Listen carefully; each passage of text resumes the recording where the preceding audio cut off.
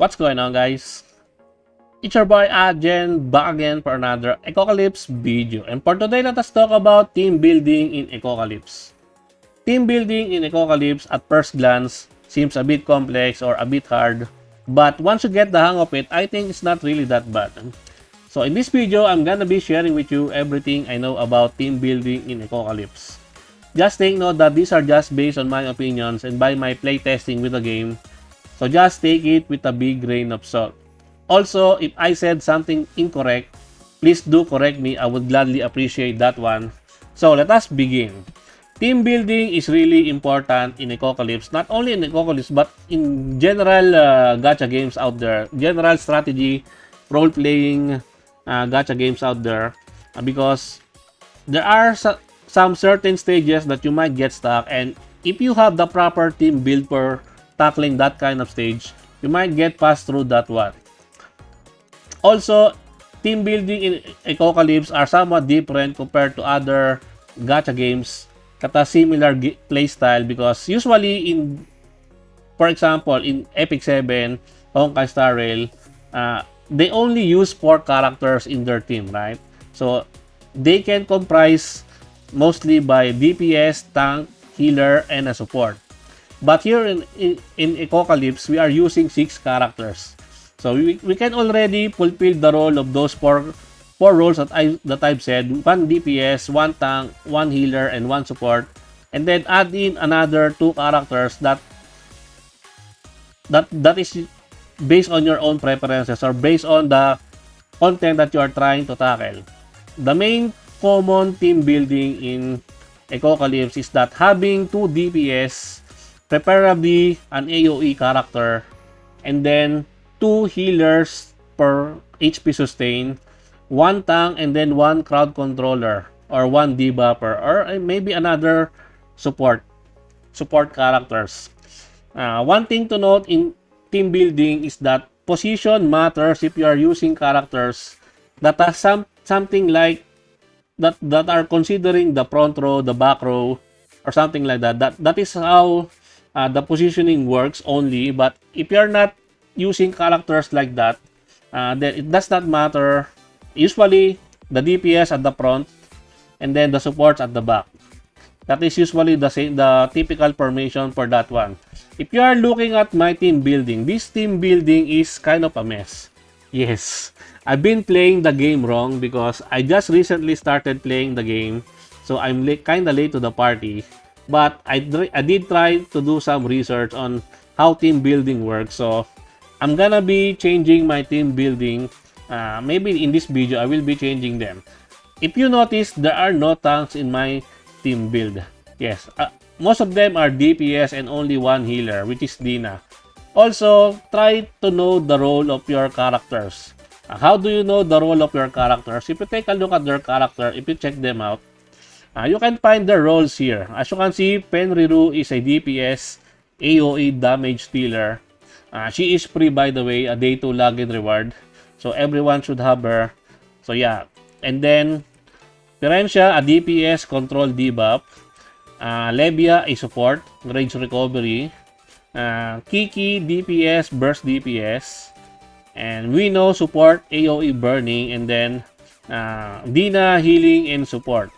If you will see, we know is a support AoE burning, but she's the only burn character in this team. So she is already a lost cause. Yes, I just put out all of the SSR that I have in my team, and it works. It works in some ways, but I'm having a hard time clearing higher stages nowadays. I already hit the wall, so I need some really good team building in my team. So I might be replacing Wino. So who should I replace Wino with? Maybe I need another DPS or maybe another support or maybe a healer, because as I've said, the basic team building in Echocalypse is 2 DPS, 2 healers, 1 tank, and 1 support. I only have 1 healer with my Dina here. I might replace Wino with another healer, maybe Eriru, one of the earliest healer available in the game, and also a pre one. And I don't have any tanks. If you will see, I don't have any tanks here. And I don't see a character that has the 100% taunt. That is why maybe I'm not really using a tank, because I have not seen any characters that can taunt. If there is someone, maybe I missed it out, or maybe I just don't have her. But I think the best tank that I can place here is probably the Ara Iori, this one. I've already play tested Iori, and Iori seems a really good support. Why? If you take a look at her skill set, not only she is a tank, she is also a healing and a support.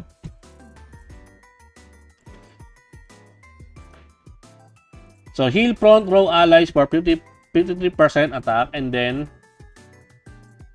heal also the back row, which is really good.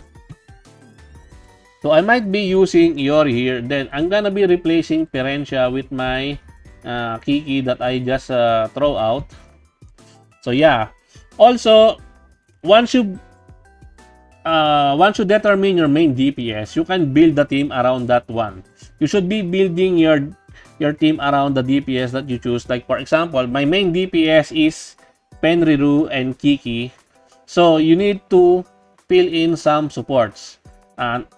The deployment here are supporting this one can also affect your team builds, meaning the leader buff. So if they belong to the same faction, like for example, Penriru and Dina are on the same faction, they have this buff type, activate all units attack class 990. Although it's not really mandatory to deploy to obtain all of these six the same faction type, it really helps if you can achieve that one. Links matter in this game. As you can see, I have some links activated. It does not matter the character to be on the deployment here. You can put them here in the assist. As you can see, I have some slots. I can put in Perentia here. Then the links got activated, right? I have another links added here. So if you are building a team around Penriru, you should check out the character links for Penriru. You can check it out here if you click the link here. So if you have these characters on your assist tab, then Penriru will gain some benefits with the links. Like for example here, if BB is on your team, sadly I don't have BB or Yulia, so I don't have this benefit. So Penriru's attack is increased by 18%. And then this one again, attack by 18%. So in total, that is a 36% attack increase, which makes Penriru a really good DPS. Sadly, I don't have them. If I have them, I'm gonna be putting Yuria here and then BB here. In the case of Wino here and Iori, I think Yulia is something like a tank also, this one. Sadly, I don't have Yulia. So, if you have those types of characters, maybe it's a really good thing to build around them. Penriru, Yulia, and then VV here in the case of Wino. Lebia I'm using Lebia because Lebia is a really good support. This is one of those characters that I talked about earlier that has something to do with the unit placement. If you take a look at her skill set, the passive, as you can see here, at the start of the battle, Lebia gains 2 rage. When retreating, she has a 50% chance to cast her skill one more time.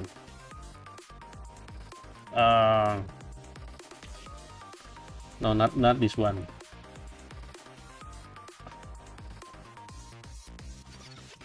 Where is it? This one. The heavenly judgment shall befall the world. So this one has a chance to restore 2 rage for another allied row. See? Another allied row. This placement is really important. So you do not want to be placing your DPS alongside Lebia because rage are the one that determines when you will be able to activate your ultimate attack. So as you can see, my Penriru is in row with Lebia, so I should not be doing that one. I should be placing Lebia around here in the middle with Wino here,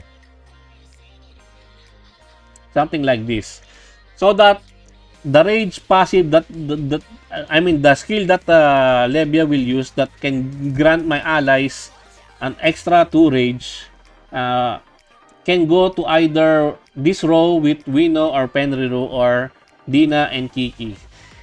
Another thing to note about the position of your team building, if you are using Audrey, I don't have Audrey, but Audrey considers the back row for your main DPS. Your main DPS should be at the back row if you are using Audrey, and Audrey should be in the front row.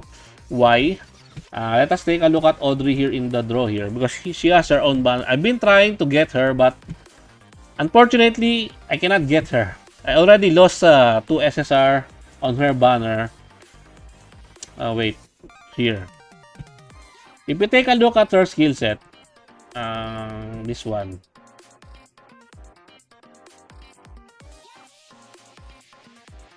As you can see, granting back row allies regen for 2 rounds and 50% chance to add 2 rage for all target in the back row. This one is considering the back row. So 2 rage for all of your back row characters.